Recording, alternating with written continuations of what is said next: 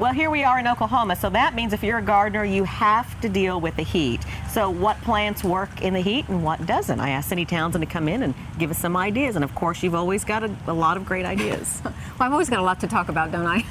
Absolutely. Well, and what I want to start out with, you know, when you're dealing with the heat, Jennifer, even if you plant, let's say, a crepe myrtle or something that's really can handle the heat pretty well because it's got a nice aggressive root system. Well, to get it established and to get that nice aggressive root system, you have to have a water wand. You have to be able to water it, and the best time to water is first thing in the morning when translocation is happening.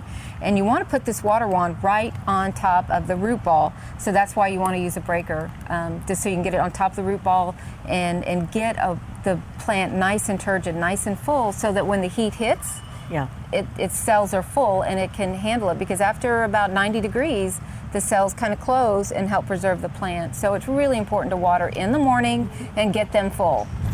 And plus, you can have a really pretty purple one. You know, I did grab purple. Oh, this is wonderful. Is this a privet hedge? Yes, it is. And I love, this is a Shawnee River, and it's a short privet. It only does about 3 to 4 feet and about 3 to 4 feet wide. It's evergreen. It's a great tool for the area to stabilize it and to kind of balance things and use it as your support system or as your frame. And it actually flowers in the spring, and they are aromatic and smell good. So this is a really nice one. I'm kind of excited about this material. Next to it, we've got the mandevilla, and you know the mandevilla loves the heat. The hotter it gets, the better it blooms. And then you've got these nice dark green big foliage. So you can use this as a temporary thing to climb up an arbor or just accent your patio or your entryway. And it's one of the showiest plants out there. I love it. I love it. I always try to find a space for it somewhere. Was that Artemisia? Yeah, it is. And what I wanted to do here is just kind of bring out the silvers. Anything that has silver in it usually is more heat tolerant.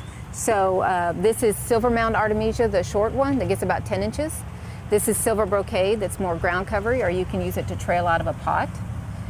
This is lamb's ear, so it's a stachy's. It's not even an Artemisia, but it's got the nice thicker leaf and very, very, very heat and drought tolerant. And you just have to touch it. I know. Well, and I've seen people use them for barrettes in their hair, just as a temporary barrette. Yeah, it's cute. And then you've got this little hanging basket, and I'm going to have to check the tag really quick. I can't remember. It's a great color.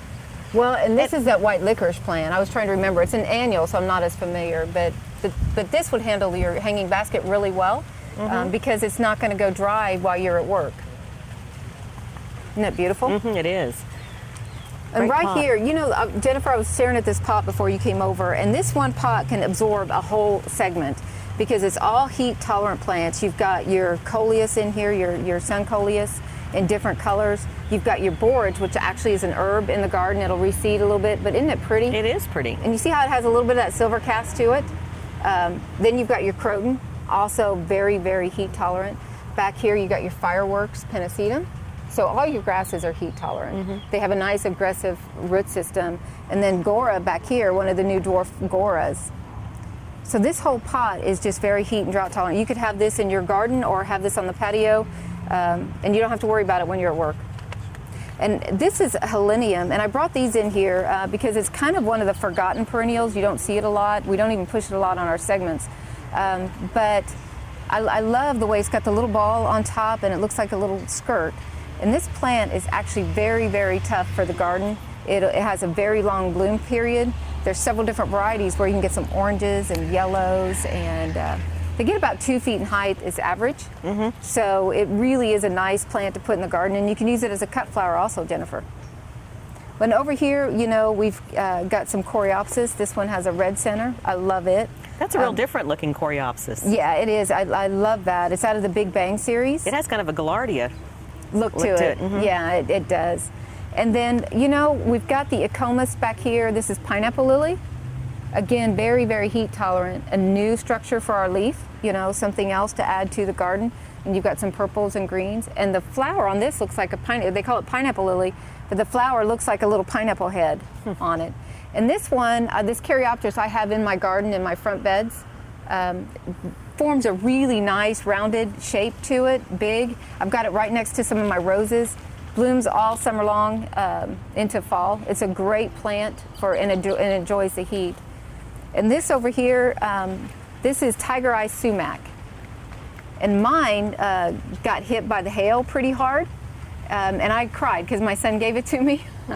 But it actually came back so much better and fuller, and it's actually about 4 feet tall. I still have it in a cobalt blue pot, and it's just absolutely gorgeous, and it loves the heat and can handle the heat really well.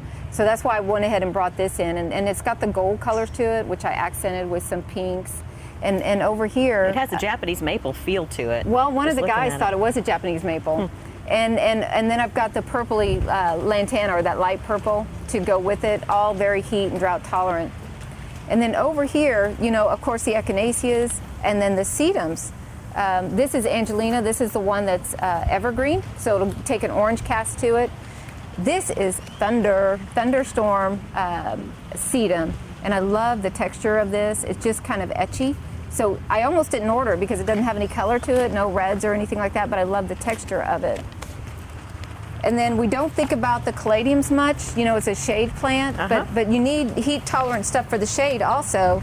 And so the caladiums work really, really well. And I had to stare at this one for a while. This is one that Jacob put together. And I love the contrast with the black and the white on this. I think it's just striking and a bit elegant. So I really love that. And then down here we've got our silvers, again, with your Texas sage, and then little purple flowers.